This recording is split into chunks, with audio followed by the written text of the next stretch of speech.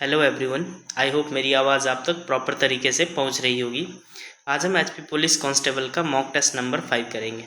ये बिल्कुल स्ट्रिक्ट रहेगा, जैसा सिलेबस एचपी पीएससी वालों ने डिफाइन किया है।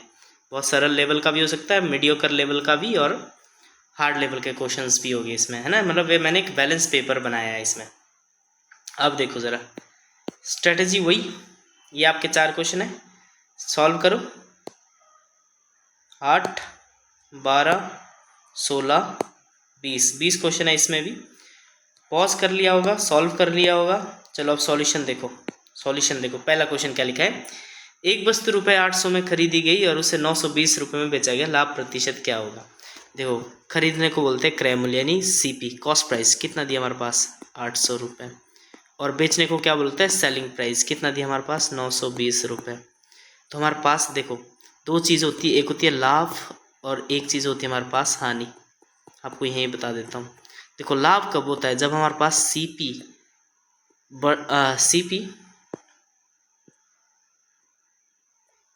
क्रय मूल्य कम होता है एसपी से, यानी सेलिंग प्राइस जब बड़ा होता है, विक्रय मूल्य ज़्यादा होता है, तब हमारे पास लाभ होता है। हानि कब होता है, खरीदा ज़्यादा में गया और बेचा कम में गया, क्या हो जाता है हानि। ऐसे अगर हमने लाभ परसेंट निकालना हो तो क्या होता है, आपको लाभ कितने का हुआ बटे सीपी, हमेशा क्रय मूल्य पे निकालते गुणा 100। हानि प्रतिशत कैसे निकालते हैं ये भी आपको पता है, हानि कितने की हुई बटे क्रय मूल्य कितना था डिवाइड बाय 100। समझ आया, बस ये कंसेप्ट था, ये तो मैंने बस बता दिया, वरना आपको सब कुछ पता होगा। चलो, कॉस्ट प्राइस कितना दिया भाई 800, और सेलिंग प्राइस कितने में बेचा गया है 920 रुपये। सीधा दिख रहा होगा, आप प्रॉफिट हुआ कि लॉस। तो यहाँ पे देखो कितने का लाभ हुआ है, लाभ हुआ है कितने का हुआ है 120 रुपये का। लेकिन ये तो पूछा ही नहीं, क्या पूछा है लाभ प्रतिशत, तो निकालो लाभ परसेंट क्या होता है, आपका लाभ कितना हुआ बटे क्रय मूल्य गुणा 100। स्टेप वाइज कर रहा हूँ वरना इतना क्वेश्चन है नहीं ये। कितना आएगा 120 बटे कितना 800 बटे गुणा कितना 100।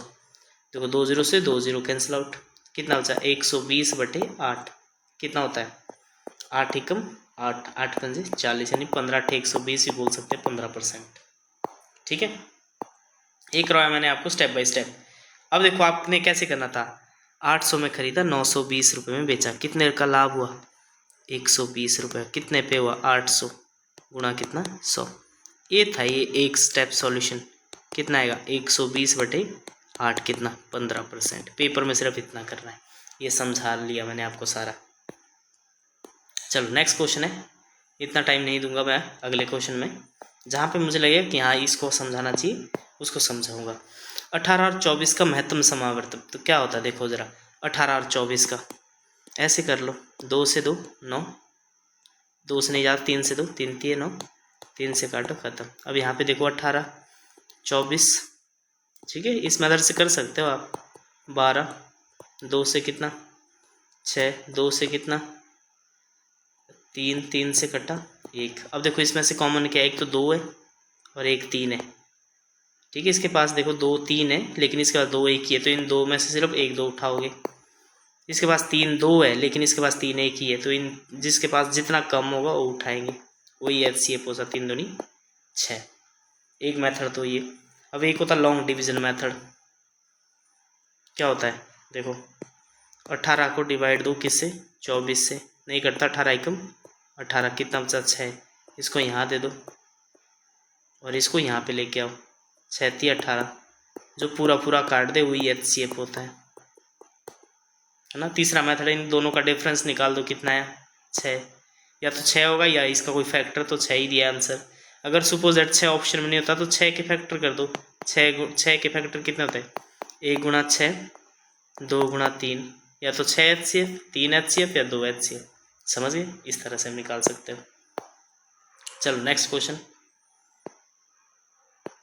एक व्यक्ति ने 1500 रुपये 5% वार्षिक साधारण ब्याज दर पर 3 वर्ष के लिए जमा किए, ब्याज कितना होगा। सीधी सी बात है, क्या होता है भाई ब्याज, SI बराबर क्या होता है principal into rate multiply by time divide by 100। ये फॉर्मूला बचपन में ही सीखा होगा। प्रिंसिपल कितना है 1500 रुपये, रेट कितना है 5, टाइम कितना है 3 वर्ष बटे कितना 100, 2 जीरो से 2 जीरो कैंसिल आउट, कितना बचा 15 गुणा 5 गुणा 3, 5 3 15, 15 गुणा 15 कितना होता 225। ठीक है, इतना ब्याज है। चलो नेक्स्ट क्वेश्चन। एक बॉक्स में 5 लाल 3 नीली और 2 हरे गेंदे हैं। यदि एक गेंद यादृच्छिक रूप से निकाली जाती तो हरी गेंद निकालने की संभावना क्या होगी। देखो प्रायिकता का मतलब क्या होता है, प्रायिकता होती है अगर निकालना होती तो प्रायिकता होती है संभावना कितनी है बटे कुल संख्या कितनी है, बस ये होती प्रायिकता। तो देखो ज़रा हमारे पास देखो लाल बॉल कितनी है 5, नीली कितनी है वो हमारे पास 3, और हरे कितने 2, टोटल कितने 5 और 3 8 और 2 10, टोटल हमारे पास कितने 10।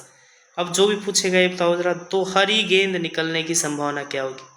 हरे कितनी है 2, कुल गेंदे कितनी है 10, निकाल दो कितना 1/5 आंसर। ठीक है, नेक्स्ट क्वेश्चन नंबर 5 क्या बोल रहा है, एक व्यक्ति ने 1500 रुपये 5% वार्षिक साधारण ब्याज, ये शायद हमने कर दिया था 3 वर्ष के लिए, सेम ही क्वेश्चन कॉपी हो गया भाई। इसको ऐसे कर लो, इसको चक्रवृद्धि ब्याज कर लो। ठीक है, क्या कर लो चक्रवृद्धि ब्याज। ठीक है, 3 वर्ष के लिए। देखो आपके लिए चक्रवृद्धि ब्याज के लिए हमारे पास एक गोल्डन रेशो होता है, उनको याद रख लेना, इजीली आप निकाल दोगे। ठीक है, गोल्डन रेशो 2 ईयर्स के लिए क्या होता है, 2 ईयर्स के लिए होता है 2:1, फॉर्मूले से नहीं करवा रहा हूँ है ना। 3 साल के लिए होता है 3:1, और 4 साल के लिए क्या होता है हमारे पास 4:6:4:1। इतना नहीं पूछता, या 2 साल का पूछेगा 3 साल का पूछेगा हार्डली। ठीक है भाई, एक साल में क्या होता है, एक ईयर में सिंपल इंटरेस्ट और कंपाउंड इंटरेस्ट एक जैसा ही होता है, तो एक साल में निकालो या ना निकालो एक ही बात है। तो ये लिख लेना भाई कहीं कॉपी में, इंपॉर्टेंट है, टाइम बचाएगा आपको। अब यूज़ कैसे करते हैं इसको, जैसे यहाँ बोल रहा 1500 रुपये पर 5% वार्षिक ब्याज दर पर 3 वर्ष के लिए जमा किए गए। ठीक है, इसके ऑप्शन भी बदल जाएंगे भाई। ठीक है, नहीं तो क्वेश्चन सेम ही वाला है। तो यहाँ पे देखो, हाँ चलो 1500 की जगह यहाँ पे मान के चलो 1500 ही रहने दो। 3 ईयर्स के लिए रेशो कितना था 3:1। तो देखो 3 वर्ष के लिए था, तो बस आपने इतना करना है, 3 वर्ष के लिए आपको हो गया ये तो आंसर। 1500 का 5% निकालना है, 1500 का 5% कितना निकलेगा 15×5 75, 75 का फिर से 5% निकालना आपने, तो कितना आएगा भाई, ये 7×5 35 और 5×5 25, कितना आएगा 375, और यहाँ पे 2 0 3.75, और 3.75 का फिर से कितना निकालना है 5%, ये थोड़ा कैलकुलेटिव हो जाएगा ना 20 पॉइंट, तो 0.375/20, ये 20 इधर दे दिया, कितना आएगा 0.1, और यहाँ पे कितना बच जाएगा ये 2 27, यानी 1 आएगा तो 8 दूनी 16, और यहाँ पे 15 7 0.187। अब क्या करना है, इसको मल्टीप्लाई करना है, 75 दिए कितना 7 21 210, 5 15 235, प्लस यहाँ पे 3 9 प्लस 2.35 में 11.35 प्लस 0.87, बस इसको जोड़ दो, कितना आएगा 235 और 11। ठीक है, ये थोड़ा टफ हो गया भाई, क्योंकि ये रिपीट हो गया था क्वेश्चन, इसलिए मैंने इसको इस तरह से किया। 7 और 5 12 का 2 वहाँ से लिख, 12 का 2 वहाँ से लिख, 6 और 1 7, 3 और 1 4, 247.22 कितना आ जाएगा भाई, देखो 247 कितना 22। ठीक है, ये थोड़ा टफ हो गया, क्यों परसेंटेज थोड़ा 5% दिया था। चलो इसको समझाने के लिए एक एग्जांपल और ले लेता हूँ मैं, ताकि आपको कंपाउंड इंटरेस्ट भी थोड़ा समझ आ जाए। देखो अगर ये क्वेश्चन होता है, सपोज दैट क्वेश्चन क्या होता है चक्रवृद्धि ब्याज के लिए कि भाई हमारे पास जो प्रिंसिपल है हमारे पास 10,000 रुपये है, ऐसे ही आता है, और रेट दिया हमारे पास कितना 10%, टाइम दिया हमारे पास कितना 3 ईयर्स। तो आप क्या करते हैं, आपको पता है 3 ईयर का रेशो कितना होता है भाई, सिंपल सा क्वेश्चन है 3 ईयर्स, तो रेशो कितना होता है 3:1। ठीक है। अब यहाँ पे देखो रेट 10% है, प्रिंसिपल इतना है, तो 10,000 का 10% निकालना इजी है। काटो 2 0 से 2 0, कितना बचा 1,000। 1,000 का फिर से 10% नहीं, ब्याज पे ब्याज होता तो ब्याज पे फिर से ब्याज निकालना है। 1,000 का 10% निकालोगे 100, 100 पे 10% निकालोगे 10, कितना आएगा, इसको गुणा करना है 3,000 प्लस यहाँ पे कितना 300 प्लस 10, तो आंसर कितना आएगा 3,110 रुपये। इतना ब्याज समझ आया, यही हमारे पास चक्रवृद्धि ब्याज है। थोड़ा सिंप्लीफाई कर दिया, इस क्वेश्चन में थोड़ा कॉम्प्लिकेट हो गया था, क्यों वैल्यूज़ थोड़ी सी बड़ी बड़ी थी, मतलब बड़ी बड़ी नहीं छोटी थी, 5% निकालना था आपने, तो जीरो थे नहीं ज़्यादा अवेलेबल। अगला क्वेश्चन देखो, क्वेश्चन नंबर 6 क्या दिया है, एक समबाहु त्रिभुज क्या होता है जिसकी तीनों भुजाएं बराबर होती है, जैसे ए, इसकी प्रत्येक भुजा कितनी है 10 सेंटीमीटर, तो ए की वैल्यू कितनी दी है 10 सेंटीमीटर, ए की वैल्यू कितनी दी है 10 सेंटीमीटर। त्रिभुज का क्षेत्रफल, तो देखो क्षेत्रफल क्या होता है, समबाहु त्रिभुज का क्षेत्रफल होता है √3/4 गुणा भुजा का स्क्वायर। इसको ध्यान रखना भाई, पेपर में आ सकता है। तो कितना आएगा बोलो, √3/4 इंटू भुजा कितना है 10 का स्क्वायर, कितना आएगा √3 × 10 का स्क्वायर कितना होता है 100/4, 4 से कट जाए कितना 25 टाइम, तो आंसर कितना आएगा 25√3। तो 25√3 कौन सा, ऑप्शन नंबर ए। चलो नेक्स्ट क्वेश्चन की ओर चलेंगे भाई हम लोग। नेक्स्ट क्वेश्चन क्या दिया है, 120 मीटर लंबी ट्रेन 30 किलोमीटर प्रति घंटे की गति से चल रही है, वो 180 मीटर लंबे प्लेटफॉर्म को कितने समय में पार करेगी। ठीक है भाई, देखो 120 लंबी ट्रेन है, सॉरी यहाँ पे देखो 120 मीटर लंबी ट्रेन है।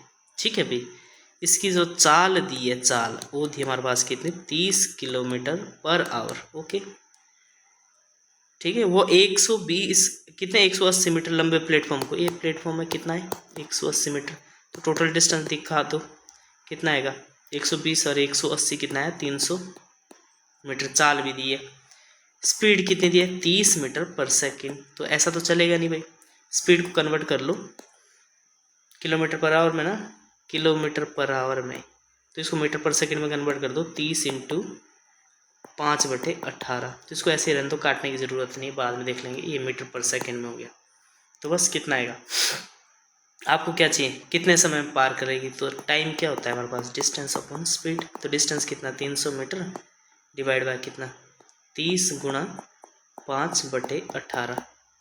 ठीक है, 0 से 0, 5 × 15 दूनी 30, तो टाइम कितना आया 36 सेकेंड।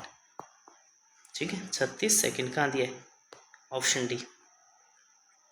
चलो ये क्वेश्चन भी पढ़ के जाना भाई, पेपर में आएगा इस टाइप का। ठीक है, मैंने बोल रहा यही क्वेश्चन। अब देखो निम्न में से कौन सी संख्या परिमेय है, परिमेय है कौन सी दिखाई दे रही भाई तुम्हें परिमेय, देखो √2 परिमेय संख्या है, क्या होती है परिमेय संख्या जिसको हम लोग P/Q के रूप में लिख सकते हैं। ठीक है, वो संख्या परिमेय होती है। तो इसमें बोल रहे कौन सी संख्या परिमेय है एक्चुअली। ठीक है, तो देखते जरा कौन सी संख्या परिमेय है, तो √2 हमारे पास एक परिमेय संख्या नहीं है, याद रखना √2 परिमेय संख्या नहीं है, लेकिन √4 परिमेय संख्या है, क्योंकि √4 का मतलब होता है 2 × 2 और 1 2 इसमें से बाहर आया था, तो ये परिमेय संख्या है। 0 क्या परिमेय संख्या है, बिल्कुल है, 0/1 होता है। ठीक है, 2/1 होता है, तो ये P/Q के रूप में लिखी जा सकती है, तो ये परिमेय संख्या होती है।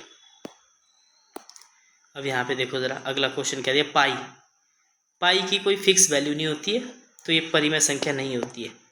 ना ये परिमेय संख्या होती ना ये परिमेय संख्या होती है। 3/4 ये तो आपको दिख ही रही है P/Q के रूप में, ये परिमेय संख्या है। 0.3333 की देखा जाए तो इसको P/Q के रूप में लिखा जा सकता है, लेकिन इसकी एग्जैक्ट वैल्यू बताना पॉसिबल नहीं है। ठीक है, जैसे 0.33 को हम कैसे लिख सकते हैं, इसको हम रोक देते हैं 0.3, जहाँ रिपीटेशन था बार लिख देते हैं, तो 0.3 का मतलब होता है 3/9, यानी 1/3 की वैल्यू है। तो ये भी परिमेय संख्या हो सकती है। तो इसमें सी और डी दोनों ऑप्शन है, सी एंड डी। लेकिन अगर इसने ऐसे पूछा होगा कौन सी परिमेय संख्या एग्जैक्ट जो लिखी हुई है, तो ये 3/4 इज द राइट आंसर, सी की तरफ जाना मोस्ट आंसर है ना। यहाँ पे देखो, यदि दो भिन्न 3/5 और 7/10 का योग किया जाए तो परिणाम क्या होगा। कुछ नहीं है, जोड़ना है इसको, कौन कौन सी, 3/5 प्लस 7/10। ठीक है, वैसे तो इसका एलसीएम लेके निकालते, अगर तुम्हें एलसीएम नहीं आता ना तो ऐसे कर लो, इन दोनों को पहले गुणा कर लो, 5 दाएँ 50, फिर इसको ऐसे तिरछा गुणा करो।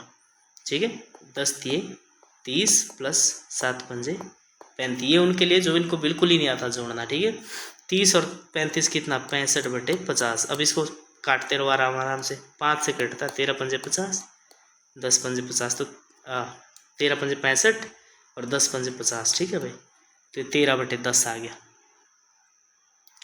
13/10। मैंने कुछ गलत किया है, 3/5 और 7/10 है, तो 13/5 से तो काटा, 13 पंजे 65, 10 से 30, 7 पंजे 35। ठीक है, 13/10 होना चाहिए, ये गलती से ऑप्शन गड़बड़ हो गया। नहीं तो आप ऐसे भी कर सकते हैं, एलसीएम लेके 3/5 प्लस 7/10। एलसीएम कितना है भाई इसका, 5 और 10 का 10। ठीक है, क्योंकि 15 तो नीचे आने का सवाल ही नहीं होता ना। ठीक है, ये 10 ही है। अब यहाँ पे देखो, 5 को कितने से भाग गया, 2 से ऊपर मल्टीप्लाई करो, 5 का भाग दो 10 में, ऐसे 10/5 कितना बचा 2, इस 2 से ऊपर गुणा करते हैं, 2 दूनी 3 दूनी 6, प्लस यहाँ पे 10 से 10 एक बार ही गया, ऊपर 7, तो कितना 13/10। तो ऑप्शन आएगा 13/10 होगा यहाँ पे भाई। ठीक है, 13/10 आंसर। चलो, दोनों तरीके से आप कर सकते हैं इसको। नेक्स्ट लिखो, समलंब चतुर्भुज की समांतर भुजाएं। देखो, समलंब चतुर्भुज था इस तरह से, कुछ इस तरह से। ठीक है, कभी आप नोकिया के फ़ोन में गेम खेलते होगे तो यहाँ पे इस तरह से ये लगी होती थी, वो समलंब यहाँ पे इस तरह से, और यहाँ से बॉलिंग कर रहे थे, यहाँ पे क्रिकेट खेलते थे, है ना। तो इस तरह का शेप होता था समलंब चतुर्भुज, ऐसा ही होता है, दिखता है कुछ, है ना। तो देखो, ये दोनों आपस में पैरेलल भुजाएं होती है, दोनों आपस में क्या होती है, समांतर भुजाएं होती है। समलंब चतुर्भुज की समांतर भुजाएं क्या होती है, एक तो दिए 8 सेंटीमीटर, एक ये 12 सेंटीमीटर, और ऊंचाई होती है ये वाली, यहाँ से कितनी 5 सेंटीमीटर है। तो इसका क्षेत्रफल ज्ञात करो। तो याद रखना, इसका क्षेत्रफल हमेशा, अगर समलंब चतुर्भुज के हमारे पास इस टाइप का दिया हुआ कोई, तो इसका फॉर्मूला ही याद रख लेना, ये इस तरह से होता है। ये दोनों भुजाएं आपस में पैरेलल होती है, जैसे ए और बी, और इसकी ऊंचाई मैं क्या मान के चलता हूँ, एच। तो एरिया क्या होता है इसका, ध्यान रखना, ये होता है sum of parallel side, 1/2। Sum of parallel side कितनी है, A plus B multiply by ऊंचाई एच। ठीक है, तो लगा लो सीधा, 1/2 सम ऑफ पैरेलल साइड कितना है, 8 जमा 12 मल्टीप्लाई बाय 5, तो 12 और 8 कितना, 20/2 गुणा 5, यहाँ पे काट दो, 10 पंजे 50 सेंटीमीटर, तो 50 centimetre is the right answer. ठीक है, बस क्षेत्रफल अगर आपको याद था तो क्या था, क्वेश्चन में कुछ था ही नहीं। ठीक है, क्षेत्रफल ये ही नहीं, आपको फॉर्मूला ही नहीं याद, तो फिर पटकते रहो सिर, कुछ भी नहीं हो सकता। यहाँ पे देखो, अगला क्वेश्चन क्या दिया है, यदि किसी व्यक्ति ने 2000 रुपये 6% वार्षिक चक्रवृद्धि ब्याज दर पर 2 वर्ष के लिए जमा किए तो राशि कितनी होगी, चक्रवृद्धि ब्याज। तो वो देखो, 2 वर्ष के लिए, 2 वर्ष का होता है 2:1 ब्याज निकलेगा, बट ये ब्याज। ठीक है, अगर पूछे आपको मिश्र धन पूछे ना, मिश्र धन या राशि कितनी हो जाएगी, तो क्या होता हो, ये होता है मूलधन प्लस ब्याज, इसमें ये जोड़ देना है। ठीक है भाई, तो यहाँ पे देखो, ये यही पूछ रहा है, सालाना चक्रवृद्धि ब्याज ले तो राशि कितनी होगी, 2000 में जोड़ देना है। तो यहाँ पे देखो, 6% 2000 रुपये, प्रिंसिपल कितना दिया हमारे पास, 2000 रुपये, रेट कितना दिया हमारे पास 6%, 6%, और टाइम कितना हमारे पास 2 ईयर्स। 2 ईयर्स का रेशो मैंने देखा है 2:1। तो देखो कुछ नहीं करना है, 2000 का 6% निकालो, निकालो आराम से निकाल सकते हो। 6 दूनी 12, 120 होता है, तो 120 लिख दो। 120 का फिर से 6% निकालो, 10 से 10 12 6 72 बटे 10 यानी कितना 7.2 लिख लो, 7.2, कोई दिक्कत नहीं। अब क्या करो, इसको गुणा करते हैं, 12 दूनी 24, 240 यहाँ पे प्लस 7.1, 7.2 यहाँ पे। टोटल ब्याज कितना होगा 240, 247.2, ये सिर्फ ब्याज हुआ। अब मिश्र धन लगाओ, मूलधन कितना था 2000 प्लस ब्याज जोड़ दो 247.2, कितना है 2247.2 रुपीज़। आंसर 200,000। मैंने क्या गलत किया क्या यहीं पे? 120 का 6% निकालो जरा, 120 का 6%, 10 से 12 6 के 72, 7.2, 7.2 ही तो आएगा। 240, 247, ये देखो इसमें ना ऑप्शन सारे गलत दिए, ये AI का यही तो कमाल है। ठीक है, 200 कितना 240 और 7.2, 247.2, ये बिल्कुल सही है। इसमें गड़बड़ है थोड़ी सी, ये ऑप्शन ये था कितना 2247.2, ठीक है। ये ऑप्शन मैंने ही बनाया, मैं ऑप्शनल भूल जाता हूँ वापस बनाते वक्त, ठीक है। चलो आपको सिर्फ मेथड समझ आ गया होगा, ठीक है। आंसर नहीं मैच हो रहा है क्योंकि आंसर में गड़बड़ती पाई गई है भाई थोड़ी सी, है ना। चलो नेक्स्ट क्वेश्चन देखेंगे। अगला क्या बोला जा रहा है, एक आयताकार खेत की लंबाई, एक आयताकार खेत की लंबाई, ये रहा हमारे पास आयताकार खेत की लंबाई। इसमें क्या होता है, एक लंबाई होती है, एक क्या होती है चौड़ाई होती है, ठीक है भाई। तो देखो एक आयताकार खेत की लंबाई 50 मीटर है, कितनी दी है 50 मीटर, और चौड़ाई कितनी है हमारे पास 30 मीटर दी है, ठीक है। लंबाई 50 मीटर, चौड़ाई कितनी है 30 मीटर दी है। तो क्या इस खेत के चारों तरफ बाड़ लगाना, बाड़ लगाओगे तो बस इसी में लगाओगे ना, इसकी परिधि। तो परि क्या होता है इसका परिमाप बोलो, आयत का परिमाप क्या होता है 2 × L+B, बात खत्म। लंबाई कितनी है, तो 2 × लंबाई हमारे पास 50, चौड़ाई है कितनी 30, तो कितना आएगा 2 × 50 और 30 कितना 80, 8 दूनी 16 यानी 160 सेंटीमीटर, 160 मीटर। चलो नेक्स्ट क्वेश्चन करेंगे। क्या है, यदि किसी डेटा का माध्य 20 माध्य का 18 है तो मॉड कितना आएगा। देखो मॉड क्या होता है, फॉर्मूला आपको पता होगा। मॉड का मतलब समझते हो, बहुलक। तो बहुलक का एक फॉर्मूला होता है, क्या होता है 3 × मीडियन यानी माध्यक, ये फॉर्मूला याद करके जाना, -2 × माध्य। इंग्लिश वाले क्या लिखते हैं, मॉड = 3 × मीडियन -2 × मीन, बात एक ही है, ठीक है। तो देखो जरा क्या आना चाहिए, हमें यही बोल रहा है मॉड निकालो जिसका मीन 20 है और माध्य का 18 है। तो देखो जरा 3 × 18 -2 × 20, तो 18 3 54 -20 दूनी 40, तो कितना आएगा 14। इसमें भी भाई आंसर नहीं मैच हो रहा है, इसमें आंसर मैच नहीं हो रहे सब में, ठीक है। मतलब इसमें थोड़े से ऑप्शन गड़बड़ दे दिए सब भाई। तो यहाँ पे कितना आएगा 18 3 54, मीन है 20, तो यहाँ पे कितना आएगा 14, ठीक है। यहाँ पे 24 की जगह कितना है 14 है। ये पता नहीं किस बुक से उठा लिया मैंने आज क्वेश्चन, इनके सब के आंसर गलत है। ये HP पुलिस का कोई मॉक टेस्ट था भाई, है ना, वहाँ से उठाया मैंने ये क्वेश्चन। तो इन्होंने सब ये ऑप्शन गलत बनाए, सब नहीं बोल रहा हूँ, एक दूसरा या तीसरा क्वेश्चन आ गया, ये ऐसा है ना। चलो तुम सिर्फ कंसेप्ट देखो क्या होता है, ठीक है।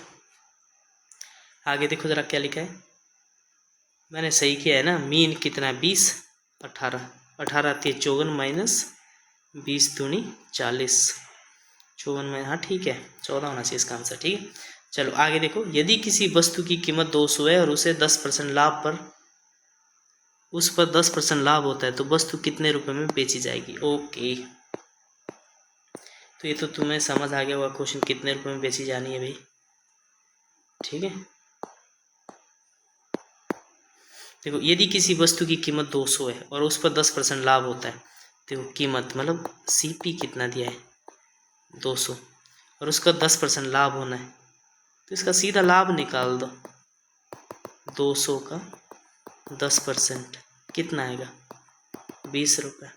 ठीक है, तो कितने में बेची जाएगी एसपी, लाभ इसमें जोड़ दो 200 प्लस 20 रुपये, लाभ कमाया कितना 220 रुपये। ठीक है, एक तो हो गया मेथड। आप सीधा भी निकल सकते हैं सीपी गुणा कितना कितना परसेंट लाभ 10% लाभ 100 प्लस 10/100 है ना, सीधा भी कर सकते हो। सीपी कितना हमारे पास 200 रुपये, उसका 10% लाभ 110/100 में बेचा गया। 20 से 20 कैंसिल तो कितना 11 दूनी 22, 220 रुपये। ऐसे भी कर सकते हैं। ठीक है, सारे भी आंसर गलत नहीं है, कुछ एक क्वेश्चन शायद उन्होंने गलत टाइप हो गए, हो जाता कभी ऐसा है ना,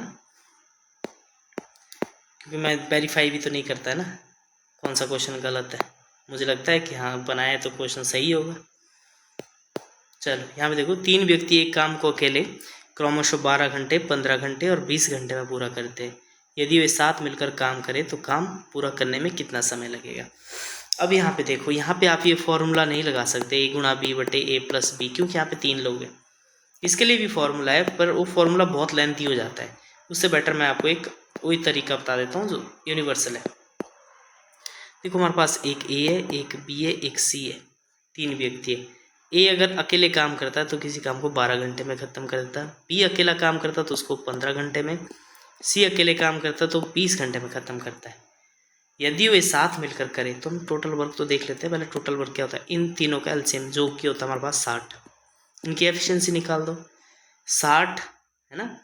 60 काम अगर A को 12 घंटे लगता है तो 1 घंटे में कितना काम करेगा 60/12, 5 यूनिट 1 घंटे में। B 4 यूनिट, C 3 यूनिट, है समझ। अब देखो, अब बोल रहा है साथ मिलकर करेंगे, साथ मिलकर A बनाता है 1 घंटे में 5 ईंटें, B बनाता है 4, C बनाता है 3, तो 1 घंटे में कितनी ईंटें बना देते हैं 5 और 4 9 और 3 12, टोटल बनानी कितनी इन्होंने 60। तो A plus B plus C तीनों मिलकर करेंगे तो 60/12 कितने दिन भाई, दिन नहीं घंटे, 5 घंटे, यही आंसर है। ठीक है, बस इतना सा टाइम लगेगा आपको। 60 कैसे आया टोटल वर्क, इन सब कैल्शियम, ये कैसे आया 60/12 5, 60/15 4, 60/20 3, मतलब total work by day is equal to efficiency, है ना। बस ये चीज़ आ गई। चलो नेक्स्ट क्वेश्चन है 17वां क्वेश्चन। एक परीक्षा में छात्र का कुल अंकों का 40% प्राप्त हुआ। यदि परीक्षा कुल 200 अंकों की थी तो छात्र का कितने अंक प्राप्त हुए। बस सीधा, कुछ भी नहीं आंसर। ठीक है भाई, ऐसे भी क्वेश्चन आए भाई एचपी पुलिस में, ऐसे भी क्वेश्चन आएंगे, ये नहीं बोल रहा हूँ मैं आए हैं, ये मॉक टेस्ट है किसी एचपी पुलिस का। एक परीक्षा में छात्र कुल अंकों का 40% प्राप्त हुआ। यदि परीक्षा कुल 200 अंकों की थी, देखो तो 200 अंकों की थी, उसके आए सिर्फ 40%, तो ये बोल रहा है 40% निकालो सीधा सीधा, 80 मार्क्स खत्म। ठीक है, एक त्रिभुज के 2 कोण 60 और 45 डिग्री, तीसरा कोण ज्ञात करो। आपको पता है त्रिभुज के 3 कोण होते हैं ए बी सी, और तीनों कोणों का योग कितना होता है।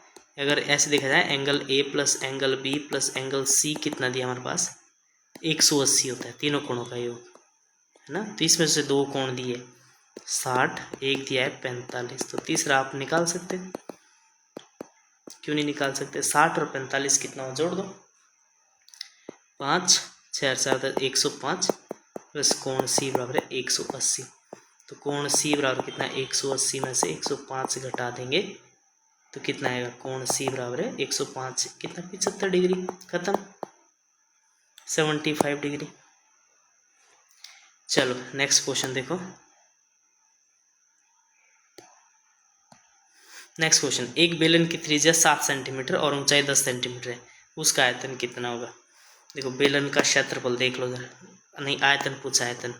बेलन कुछ इस टाइप का होता है ना भाई, इसकी त्रिज्या क्या होती है 8 सेंटीमीटर, ऊंचाई क्या होती है 8 सेंटीमीटर। आयतन कितना होता है इसका ध्यान रखना, आयतन होता है बेलन का पाई आर स्क्वायर एच, पढ़ के जाना भाई, आ सकता क्वेश्चन। अब यहाँ पे देखो आर कितना दिया है, त्रिज्या 7 सेंटीमीटर, ऊंचाई कितनी दी है 10 सेंटीमीटर बस, और पाई माने पता नहीं कितना माने, पाई की वैल्यू एच, पाई 22/7 मान के चलते, तो पाई की वैल्यू कितनी है 22/7, त्रिज्या कितनी है 7 गुना 7, एच कितनी है 10, तो 7 से 7 कैंसिल, तो कितना आएगा सीधा 22 7 7 दूनी 14, 7 दूनी 14 15, 154 और 10 सेंटीमीटर, 1540 सेंटीमीटर स्क्वायर है, स्क्वायर नहीं क्यूब होगा क्योंकि आयतन है। ठीक है भाई, अगला क्वेश्चन देखो, इस सीरीज का शायद लास्ट क्वेश्चन, ठीक है। लास्ट क्वेश्चन क्या था, एक सिक्का 3 बार उछाला जाता है, उस घटना की संभावना क्या है जिसमें कम से कम 2 बार सिक्का सिर हेड आए। अच्छा ठीक है, 3 बार उछाला जाता, तो आपको मैंने सैंपल स्पेस बताया था, आपको पता होगा 3, तो तीनों में एच आ जाए, या फिर एक में एच आ जाए, 2 में टी आ जाए। अब इसको घुमाना है ना भाई, टी एच टी, या फिर टी टी एच, रिप्लेस करो एच एच टी, इसको याद कर लेना एच टी एच या फिर टी एच एच, इसको याद कर लेना, 3 सिक्के वाला, ये पेपर में आने वाला है इस बार, टी टी टी। ठीक है, ये रहा भाई सैंपल स्पेस, कितना 1 2 3 4 5 6 7 8, कितना बनेगा, हमेशा 2n बनेगा टोटल। कितनी बार उछला गया 3 बार, तो 2 की पावर 3 कितनी 8 सैंपल स्पेस क्या है 1 2 3 4 5 6 7 8 है। अब बोल रहा है एक सिक्का 3 बार उछला जाता है, हमने उछाल दिया, उस घटना की संभावना है जिसमें कम से कम 2 सिक्के 2 हेड आए। कितने हेड आए 2 हेड आए, ऑप्शन यहाँ से विलुप्त है, कोई बात नहीं हम लोग ऑप्शन बना लेंगे। कम से कम कितने हेड आए भाई 2 हेड आए, तो देखो एक हेड नहीं होना चाहिए, तो एक हेड वाला ये था ये था ये था, है ना, इसमें तो तीनों हेड आ रहे, तो ये तो बहुत अच्छी बात है। इसमें 2 हेड आ रहे, इसमें 2 हेड आ रहे, इसमें 2 हेड आ रहे, इसमें एक भी हेड नहीं आ रहा है, तो कम से कम 2 हेड होने चाहिए। तो ऐसे कितने 1 2 3 4, ऐसी 4 संभावनाएं हैं, टोटल कितनी संभावनाएं 8, तो कितनी भाई 1/2, तो इसका आंसर आएगा 1/2, जो भी होगा इनमें से आंसर। ठीक है, तो ये था भाई सेट नंबर 5, सेट नंबर 5। इसमें कुछ एक क्वेश्चन ऐसे थे जिसमें आप ऑप्शन नहीं मैच हुए, क्योंकि ऑप्शन थोड़े मिले नहीं हमारे पास। ठीक है, चलो सिंपल सा पेपर था, ज़्यादा कोई टफनेस नहीं थी इसमें, और पेपर भी शायद इसी लेवल का रहेगा, पर उसमें ऑप्शन आपके क्लियर रहेंगे, आपने सिर्फ सॉल्व करना है। ठीक है, चलो मिलते हैं नेक्स्ट वीडियो में। ठीक है, थैंक यू।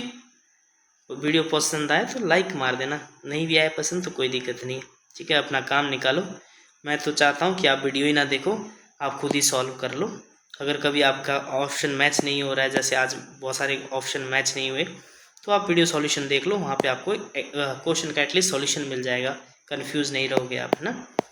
चलो ये थे आपके 20 क्वेश्चन, मिलते हैं नेक्स्ट वीडियो में अगले मॉक टेस्ट के साथ, मॉक टेस्ट नंबर 6 में। Thank you and have a nice day.